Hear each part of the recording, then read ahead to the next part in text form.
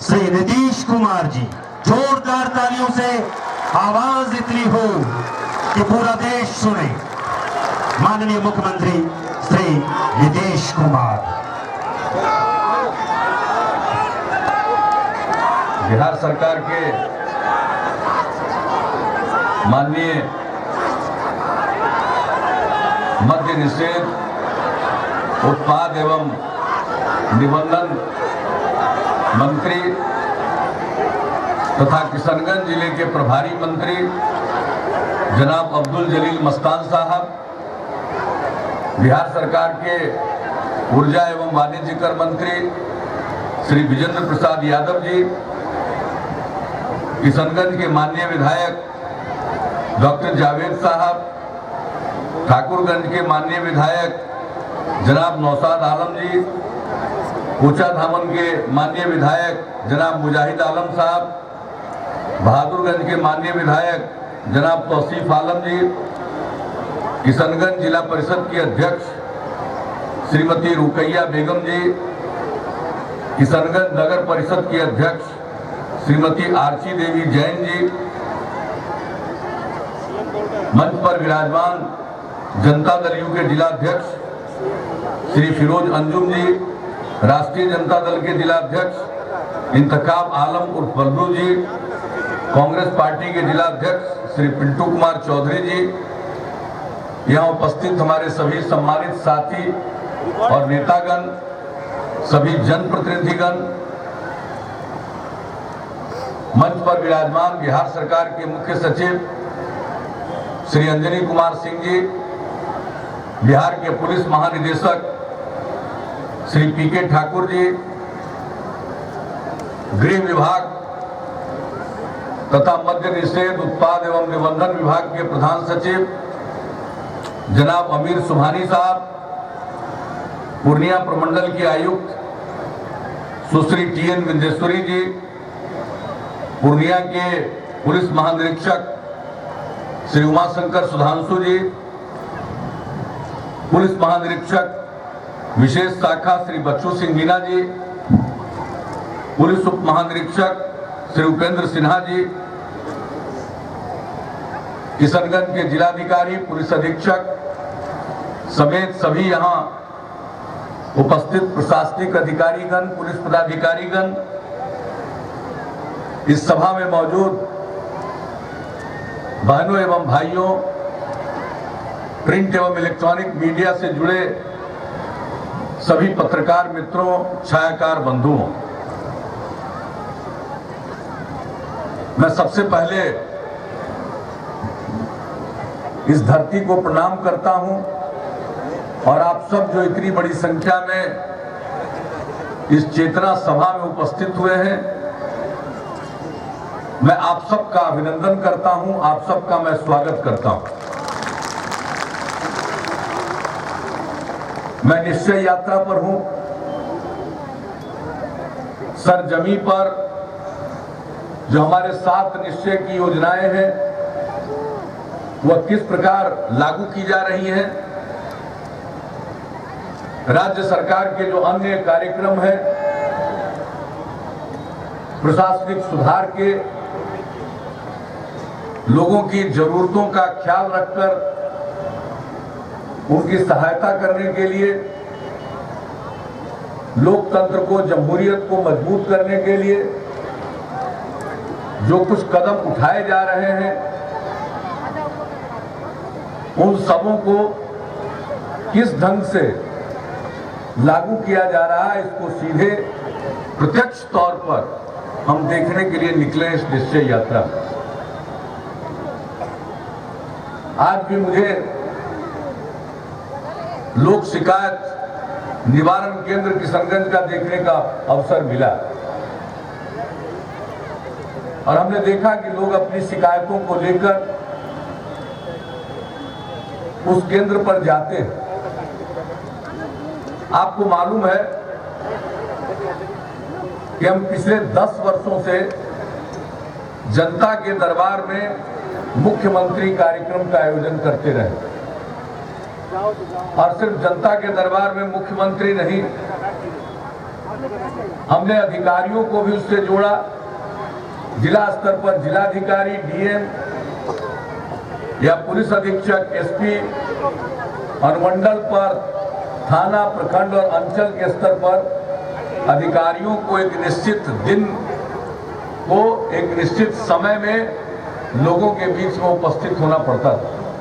लोग अपनी शिकायत लेकर आते थे, दरखास्त देते थे, उस पर कार्रवाई होती थी और ये सिलसिला 10 साल तक चला। लेकिन हम लोगों की शिकायत सुनते थे, उस समस्या को हल करने की भी कोशिश करते थे, लेकिन उनके समस्या का निवारण होगा, उनकी समस्या हल की जाएगी, इसकी कोई गारंटी नहीं थी। हमने 10 साल मेहनत किया और देखा कि अब जिलों में और सरकार के जितने दफ्तर हैं, जितने महकमे हैं, विभाग हैं, उन सबों में इतनी सक्रियता आ गई है कि अब लोगों की समस्याओं को सुन सकते हैं और अधिक से अधिक उस समस्या को दूर करने की कोशिश कर सकते हैं, लोगों की शिकायत को दूर करने की कोशिश कर सकते हैं। तो मेरे दिमाग में ये बात आई कि अब क्यों नहीं बिहार के लोगों को यह कानूनी अधिकार दिया जाए कि लोग अपनी शिकायत का निराकरण करा सकते हैं, अपनी समस्या का हल करा सकते हैं। ये कानूनी अधिकार मिलना चाहिए, यह मेरे दिमाग में बात आई। और पिछले साल हमने कानून बनाया, लोक शिकायत निवारण अधिकार कानून, यानी लोगों को अपनी समस्याओं के समाधान का कानूनी अधिकार है इस कानून के जरिए।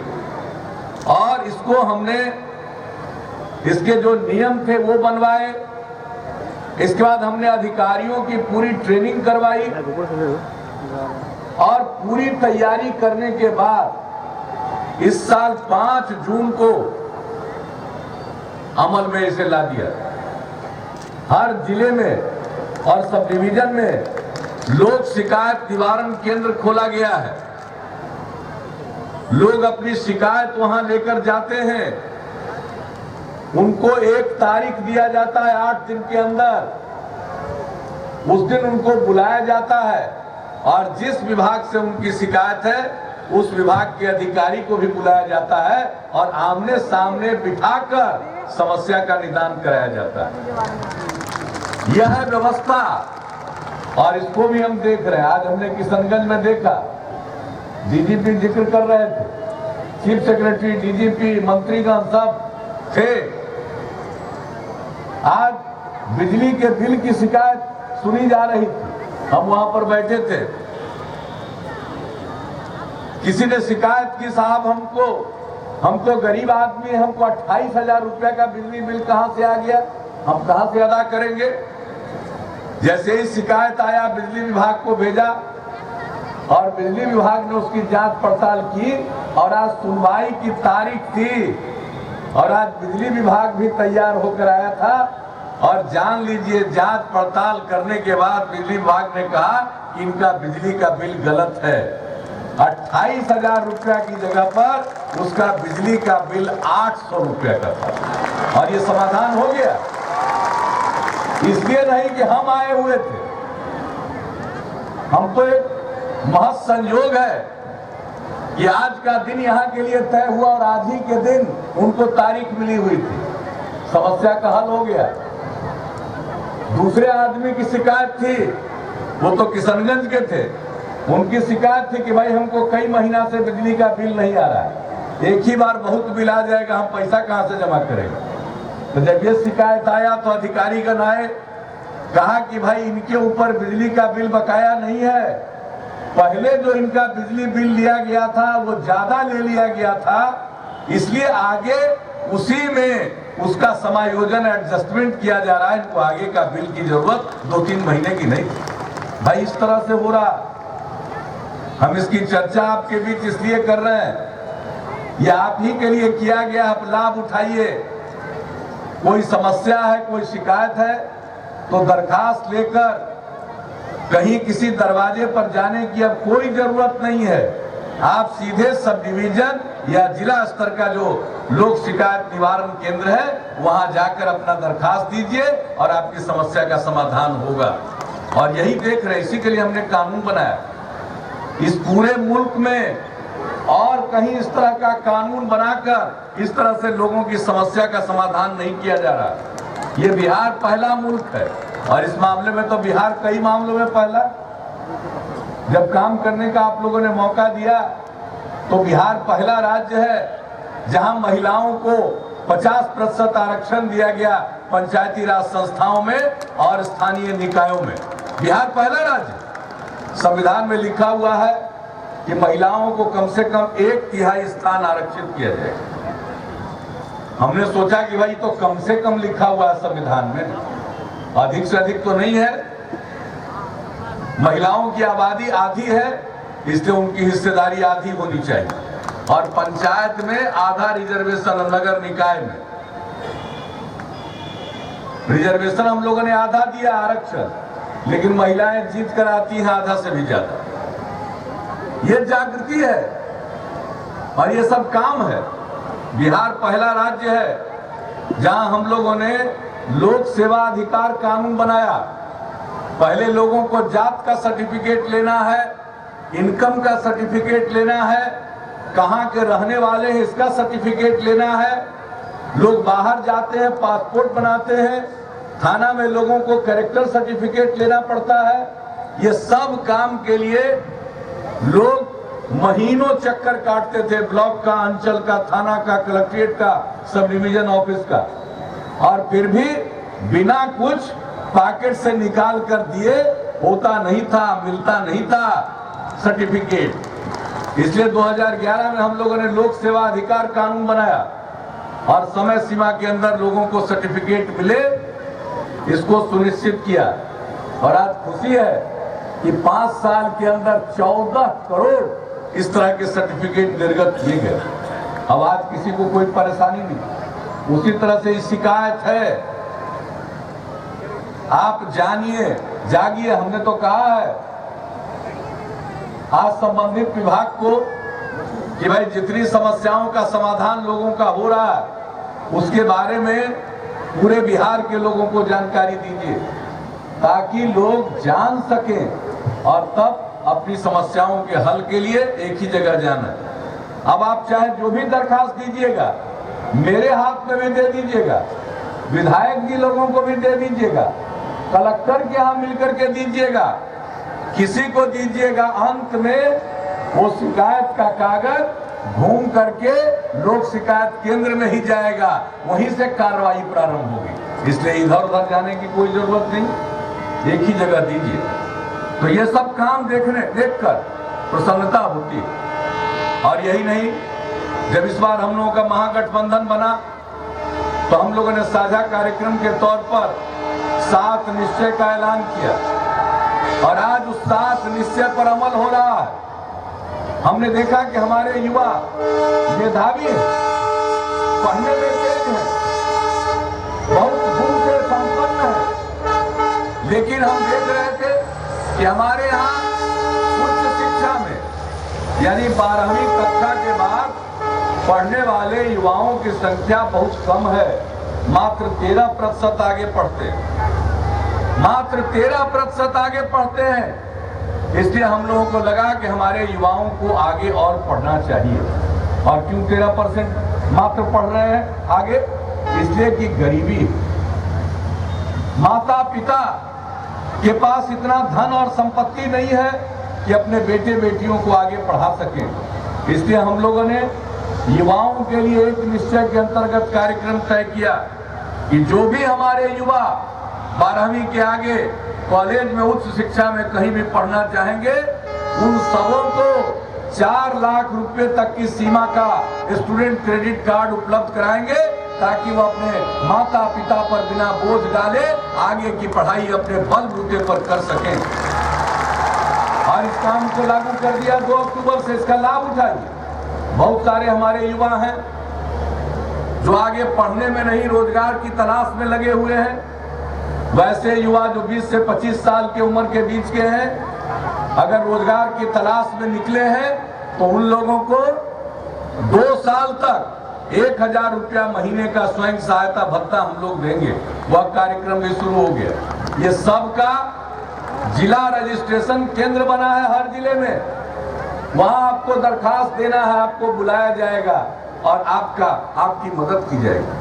हम कोई भी काम करते हैं तो पूरी तैयारी से करते हैं, इसलिए लोक शिकायत निवारण केंद्र भी बना दिया।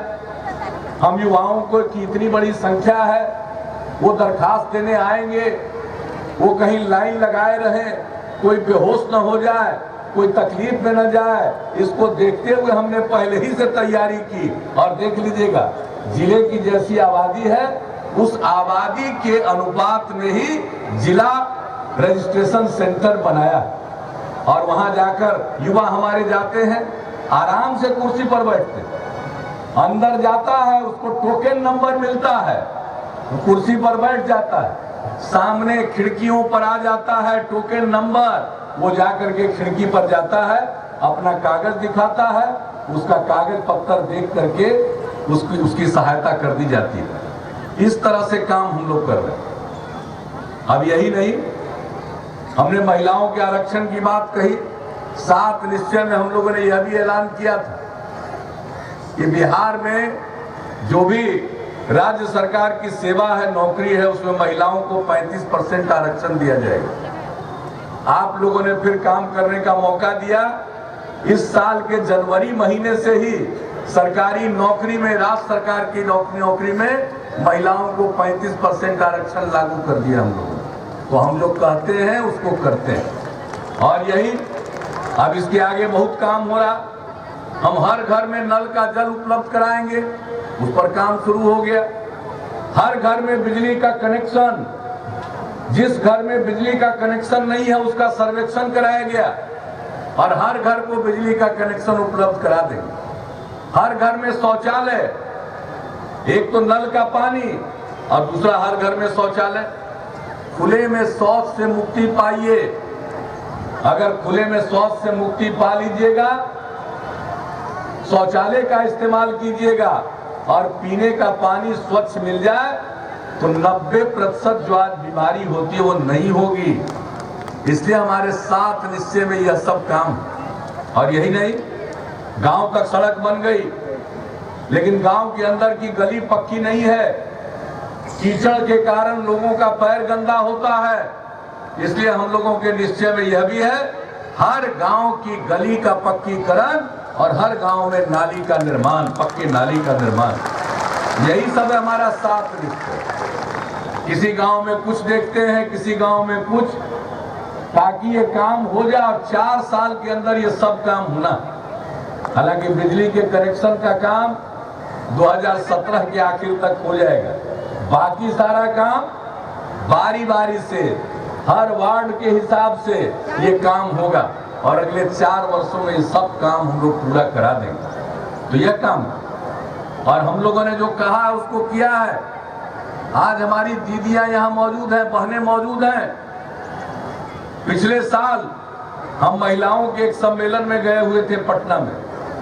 वहां पर भाषण देकर हम बैठे थे तो पीछे से 4-5 महिलाओं ने आवाज लगाई, शराब बंद कर दी। हम वापस माइक पर आए और हमने ऐलान कर दिया कि अगली बार आएंगे तो शराब बंद कर देंगे। आपने फिर मौका दे दिया। 20 नवंबर को शपथ लिया पिछले साल और 26 नवंबर को मद्य निषेध दिवस है। हमने ऐलान कर दिया कि 1 अप्रैल से शराब बंद। हमारे इस विभाग के माननीय मंत्री ही अब्दुल जलील मस्तान साहब आपके प्रभारी मंत्री हैं। यह बहुत अच्छा संयोग है और इसको लागू कर दिया गया। 1 अप्रैल से गांव के अंदर देसी विदेशी सब बंद और 5 अप्रैल से शहर में भी सब बंद। पूरे तौर पर शराबबंदी लागू हो। आज देखिए गांव का वातावरण कितना बेहतर हो गया। कुछ चंद लोग जिनको शौक है, वैसे लोगों को छोड़ दीजिए, वो हमसे नाराज होते हैं हम लोगों से। बाकी सारे लोग भीतर से प्रसन्न हैं। गांव का वातावरण बदल गया है। अब घर में झगड़ा झंझट होता रहता था, अब पूरी शांति है। हमने महिलाओं की बात सुनी है जिनके पति शराब पीते थे, जो कमाते थे शराब में गंवा देते थे, घर आते थे माहौल गमगीन रहता था, झगड़ा होता था, झंझट होता था।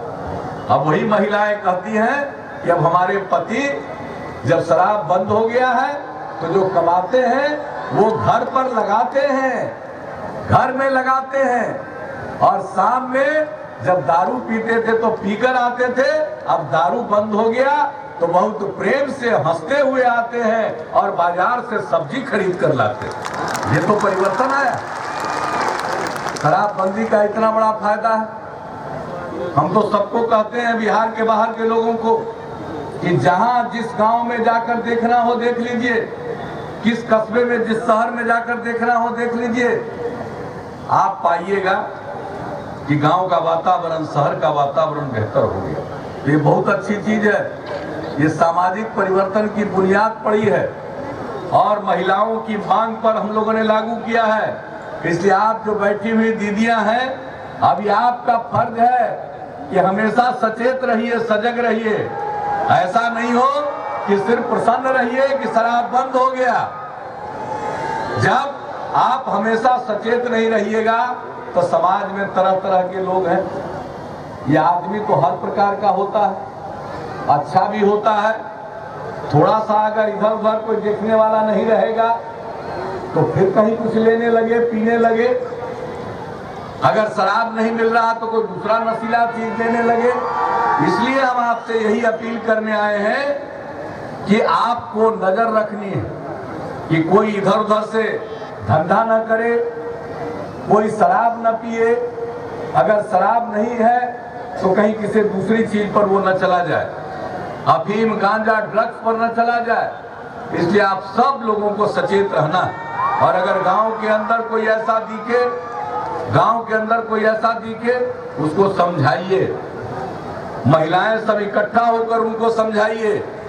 और अगर वो नहीं समझे तो ऐसे लोगों को हमने जिला स्तर पर नशा मुक्ति केंद्र बनाया, जहां इलाज होता है ऐसे लोगों का, वहां पहुंचा दीजिए ताकि हम लोग उनका ठीक ढंग से इलाज कर सकें। सुझाव देंगे, परामर्श देंगे, जिनको दवा देने की जरूरत है उनको दवा दी जाएगी। तो इस प्रकार से सक्रिय रहिएगा, तब ये काम आगे तक जारी रहेगा। ये साधारण बात नहीं है, ये बहुत बड़ी बात है। और आप जान लीजिए, ये जो शराबबंदी है इसका कितना फायदा हुआ है समाज में। हमारे पास आंकड़े हैं, पिछले साल अप्रैल से नवंबर के बीच में पूरे बिहार में जितने अपराध हुए थे, क्राइम हुए थे, और इस बार अप्रैल से लेकर नवंबर तक 2016 में जितने अपराध हुए, जो मामले दर्ज हुए, उसकी हम तुलना करते हैं तो पूरे बिहार में देखते हैं कि हत्या में 24% की कमी आई है, डकैती में 26% की कमी आई है, लूट में 16% की कमी आई है, फिरौती हेतु अपहरण में 48% की कमी आई है, भीषण दंगा में 37% की कमी आई है, सड़क दुर्घटना में 19% की कमी आई। ये जान लीजिए, कोई मामूली बात नहीं। और एक बात जानिए, जो पैसा शराब में लोग गंवाते थे अब अच्छे कामों में लगा रहे हैं, अच्छी चीजों में लगा रहे हैं। जो आंकड़े इकट्ठा किए गए हैं बाजार में जिन चीजों का कारोबार होता है उसके आधार पर, तो ये पाया गया है कि पिछले साल की तुलना में 7 महीने में दूध की खपत बढ़ गई, दूध की खपत 11% बढ़ गई। और यही नहीं, लोगों का पैसा बर्बाद होता था, अब घर के अच्छे कामों में पैसा लगता है। तो जो सिले सिलाए कपड़े हैं उनकी बिक्री में 7 महीने में 44% की वृद्धि हुई है, जान लीजिए। आप जो शराब में पैसा कमाते थे, अपने बाल बच्चों के कपड़ों में वो पैसा लगा रहे हैं, तभी तो इसकी बिक्री बढ़ गई, इसकी बिक्री बढ़ी है। यही नहीं, घर के लिए जो जरूरी सामान होता है उपस्कर होता है। आप जानते हैं आजकल लोग प्लास्टिक का बाल्टी, जग, कई चीजों को का इस्तेमाल करते हैं, उसकी बिक्री बढ़ गई, उसकी बिक्री बढ़ गई। तो जो भी घरेलू चीजें हैं उसकी बिक्री बढ़ गई। यही नहीं, खाने पीने की चीजों में मिठाई की बिक्री बढ़ गई, रसगुल्ला की बिक्री बढ़ गई 16.5% ज्यादा, पेड़ा 15%, गुलाब जामुन 15% से भी ज्यादा। यानी अब जो पैसा बचता है जो शराब में लोग गंवाते थे, अब दूध मिठाई में लगा रहे, अब घर के जरूरी काम में, कपड़ा लत्ता में लगा रहे, घर के लिए जो जरूरी उपस्कर है उसको खरीदने में लगा रहे। तो लोगों की पारिवारिक हालत बेहतर हो गई। यही नहीं, हमारे पास जो आंकड़े आए हैं वो देख लीजिए कि 2 पहिया का वाहन मोटरसाइकिल, स्कूटर है या फिर 3 पहिया वाला टेम्पो, उसकी बिक्री बढ़ गई 7 महीने में 31%। आप सोच लीजिए। बहुत लोग कहते हैं, मेरी आलोचना करते हैं, कहते हैं साहब शराब बंद किया तो सरकार को जो पैसा आता था टैक्स में, उसमें 5,000 करोड़ का नुकसान हुआ। हमने कहा हमने निर्णय लिया है, नफा नुकसान की बात नहीं है, ये जीवन को बर्बाद करने वाली चीज है, इसलिए हमने इसको बंद किया है। और अगर सरकार के खजाने में 5,000 करोड़ रुपए की आमदनी घटी है तो दूसरी तरफ लोगों का 10,000 करोड़ रुपया बचा है। 10,000 करोड़ रुपया शराब में लोग गंवाते थे एक साल में, अब वो लोगों का पैसा बचा तो वो पैसा खर्च कर रहे हैं परिवार के उत्थान के लिए, बेहतर काम के लिए, बेहतर खाने पीने में, बेहतर कपड़ा लत्ता में, घर के लिए जरूरी सामान में, इसमें पैसा लगा रहे हैं। और ये कहानी जो बाजार का सर्वेक्षण कराया गया, जो हमारे यहाँ दूसरे मामलों में टैक्स की वृद्धि हुई है, हमारे वाणिज्य कर मंत्री विजेंद्र यादव जी यहाँ बैठे हुए हैं, ये सब आंकड़े जो हमारे पास टैक्स ज्यादा आ रहे हैं, जैसे जो सिले सिलाए कपड़ों का है या दूसरे चीजों का है, प्लास्टिक के सामान का है, वाहन के खरीद का है, इन सब चीजों में जो टैक्स से आमदनी होती है उसमें वृद्धि हो रही है। मतलब लोग अपने बचत का पैसा इन चीजों में लगा रहे हैं, तब लोगों का जीवन स्तर ऊंचा हो रहा है। अब इससे अच्छी बात तो कुछ हो नहीं सकती है। और हम लोगों का काम क्या है? विकास किसको कहते हैं? विकास कहते किसको है? तरक्की कहते किसको है? लोगों का जीवन स्तर ऊंचा हो उसी को तरक्की कहते हैं। हमने एक काम से शराब को बंद करके लोगों का पैसा उनके अपने कामों में बेहतर ढंग से खर्च करने का अवसर दिया, जिससे लोगों का जीवन स्तर बढ़ रहा है। इसी को कहते हैं विकास। और ये मामूली परिवर्तन नहीं हो रहा है। आप जान लीजिए, गुजरात में तो शराबबंदी गुजरात जब से बना तब से है, लेकिन अब गुजरात में मांग हो रही है। अभी हाल में गुजरात में ओबीसी की रैली हुई, उसमें लोगों ने मांग किया कि बिहार में जो शराबबंदी के लिए कड़ा कानून बना है उसी के तर्ज पर गुजरात में कानून बनना चाहिए। यहाँ के बैठे लोगों को पता नहीं है बिहार के बाहर क्या क्या चर्चा बिहार की हो रही है।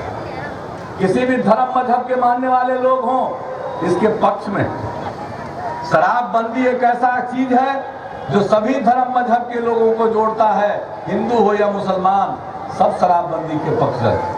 तो इससे अच्छी चीज तो कुछ हो नहीं सकती। समाज में कुछ लोग सक्रिय रहते हैं जो समाज के सद्भाव को बिगाड़ना चाहते हैं, धर्म मजहब के नाम पर झगड़ा लगाना चाहते हैं। हम आपसे यही अपील करेंगे, किसी के बहकावे में मत आइएगा, समाज में सद्भाव का वातावरण रहे। और ये शराबबंदी एक ऐसा मुद्दा है जिस पर सबकी सहमति है। तो मैं आप सबसे अपील करूंगा कि समाज में प्रेम का, सद्भाव का वातावरण हर हालत में कायम रहे। अगर प्रेम का, सद्भाव का, भाईचारे का माहौल रहेगा, बिहार को आगे बढ़ने से दुनिया की कोई ताकत हमें रोक नहीं सकती। इसलिए, और दूसरी बात है जो हमने कहा, ये शराबबंदी है तो संकल्प लीजिए, नजर रखिएगा। देखिए, आप जाइएगा कभी कभी सड़क पर लिखा हुआ मिलेगा, सावधानी हटी दुर्घटना घटी। यानी जैसे ही आदमी की सावधानी घट जाती है, दुर्घटना की संभावना बढ़ जाती है। उसी तरह से यह जीवन है। शराबबंदी एक ऐसा काम है कि आप सजग रहिएगा तो शराबबंदी कामयाब रहेगा। आप जैसे ही निश्चिंत होइएगा, इसमें कमी आ जाएगी। इसलिए हम आप सबसे अपील करेंगे, इसमें इसमें सजग रहिएगा या नहीं? हमेशा आप इसके लिए सचेत रहिएगा या नहीं? अगर इसके पक्ष में है तो हाथ उठाकर बताइए। जो लोग शराबबंदी के पक्ष में हैं और हर समय इसके लिए सजग और सचेत रहना चाहते हैं, वो हाथ उठा करके बताइए। बहुत धन्यवाद। आप सब लोगों ने हाथ उठाकर संकल्प लिया है, मैं आपको धन्यवाद देता हूं। और आपके बीच में जानकारी दी जा चुकी है, मैं उस बात को दोहराता हूं। शराबबंदी के पक्ष में जो माहौल है उसको प्रकट करने के लिए, अपने संकल्प को व्यक्त करने के लिए हम लोग 2 महीने का अभियान फिर चलाने वाले हैं, 21 जनवरी से लेकर 22 मार्च तक। और 21 जनवरी को शुरुआत होगी। हम लोग पूरे बिहार में लोग खड़े होकर एक दूसरे का हाथ पकड़ेंगे। उसको कहते हैं मानव श्रृंखला, उसको कहते हैं ह्यूमन चेन, उसी को कहते हैं इंसानी जंजीर। इंसानी जंजीर बनाएंगे पूरे बिहार में। ये किशनगंज का इलाका है, यहाँ के कोना से शुरू होगा, गोपालगंज के आगे तक जाएगा। एक साथ खड़े होंगे 21 जनवरी को दिन में 45 मिनट के लिए। उसी तरह से इधर भागलपुर, कहलगांव, बांका से लेकर उधर कैमूर तक जाएंगे। ये तो हमने पूरब पश्चिम की बात कही, उत्तर दक्षिण भी इसी तरह से जुड़ेगा। और यही नहीं, हर जिले के अंदर भी गोल गोल बनाएंगे हम लोग इसी तरह का इंसानी जंजीर। 2 करोड़ लोग भाग लेंगे। ये दुनिया का रिकॉर्ड बनेगा। सैटेलाइट से फोटो लिया जाएगा और वो दुनिया देखेगी कि बिहार कितना जागृत जगह है, जहां देखो महिलाएं हो या पुरुष, सब ने मिलकर ऐसा इंसानी जंजीर बनाया जिसने दुनिया का रिकॉर्ड तोड़ दिया। उस इंसानी जंजीर में शामिल होने के लिए, मानव श्रृंखला में शामिल होने की अपील आपसे करेंगे। खुद भी अपने मित्र, सहयोगी, परिजन सबको प्रेरित करिए, सब लोग उसमें शामिल हों। तो इसमें शामिल होइएगा कि नहीं 21 जनवरी को? तो बताइए, हाथ उठा के बताइए। पक्का ना? तो बस 21 जनवरी को आप लोग जब संकल्प ले लिए तो हम लोग तो 2 करोड़ का लक्ष्य रखे हुए हैं। हमको तो ऐसा लग रहा है कि 2 करोड़ की सीमा को भी ये पार करेगा और ऐसा रिकॉर्ड बनेगा, और वह भी शराबबंदी के लिए। कोई मांग के लिए हम लोग नहीं करेंगे, यह एक अभियान होगा। सामाजिक परिवर्तन की जो बुनियाद पड़ी है उसको मजबूत करने का ये अभियान होगा। तो ये ह्यूमन चेन, मानव श्रृंखला, इंसानी जंजीर जो बनाएंगे 21 तारीख को, उसमें एकजुट होकर स्त्री हो या पुरुष, औरत, मर्द, युवा, बुजुर्ग सब शामिल हों। हर धर्म मजहब के मानने वाले लोग, हर जात बिरादरी के लोग शामिल होंगे और वह दिखेगा, असली बिहार वही दिखेगा। और आप सबको मालूम, हमारा इतिहास गौरवशाली, हम इस रास्ते पर बढ़कर बिहार को तरक्की की ऊंचाइयों तक पहुंचाना चाहते हैं। और जैसा हमने कहा, चाहे सड़क हो, पुल हो, पुलिया हो, स्कूल हो, अस्पताल हो, कॉलेज हो, घर घर में नल का पानी हो, घर घर बिजली का कनेक्शन हो, गांव हो या शहर हो, गली का पक्कीकरण हो, नाली का निर्माण हो, हर घर में शौचालय हो। और इस तरह का वातावरण आप सबके सहयोग से बिहार में बन रहा है कि पूरा देश देखेगा और दूसरे जगह के लोग देखेंगे आकर और जानेंगे कि सही मायने में सुशासन किसे कहते हैं, विकास किसे कहते हैं। विकास की दुहाई बहुत लोग देते हैं, लेकिन हम लोगों का रास्ता है न्याय के साथ विकास का, इंसाफ के साथ तरक्की का। और इंसाफ के साथ तरक्की का मतलब है समाज के हर तबके के लोगों का उद्धार, उत्थान, समाज के हर तबके का उत्थान और हर इलाके का उत्थान। इसमें किसी भी प्रकार का भेदभाव न हो और उसी रास्ते पर चल रहे हैं। आप लोगों ने सहयोग दिया है, बारंबार सहयोग दिया है, इसके लिए मैं आप सबके प्रति हृदय से शुक्रगुजार हूं। और आज जो ये चेतना सभा में आपकी हाजिरी हम देख रहे हैं, हम तो किशनगंज में न जाने कितने कार्यक्रमों में आए, इसी जगह पर आए आज तो कभी कभी देखकर, आपके हौसले को देखकर हमारा हौसला बुलंद होता है। अगर आपका हौसला बुलंद, तो फिर बिहार को आगे बढ़ने से कोई रोक नहीं सकता है। और इस अवसर पर आप उपस्थित हुए, आप सबको मैं हृदय से धन्यवाद देते हुए अपनी बात को यही समाप्त करता हूं। जय हिंद, जय बिहार। धन्यवाद माननीय मुख्यमंत्री।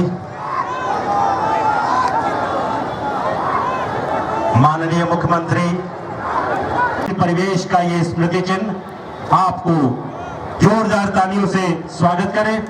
माननीय मुख्यमंत्री चकला ग्राम जा चुके हैं पहले भी, और आज उन्हें ये स्मृति चिन्ह। माननीय ऊर्जा मंत्री